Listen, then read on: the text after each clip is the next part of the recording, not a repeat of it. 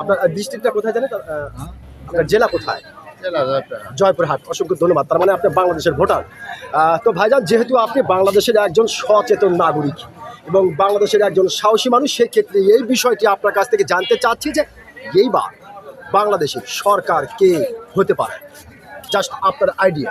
জি আমরা তো আরো অত বড় মাপের লোক নয়, কিন্তু আমি ভোট দেবো ইনশাল্লাহ দাঁড়িপাল্লা।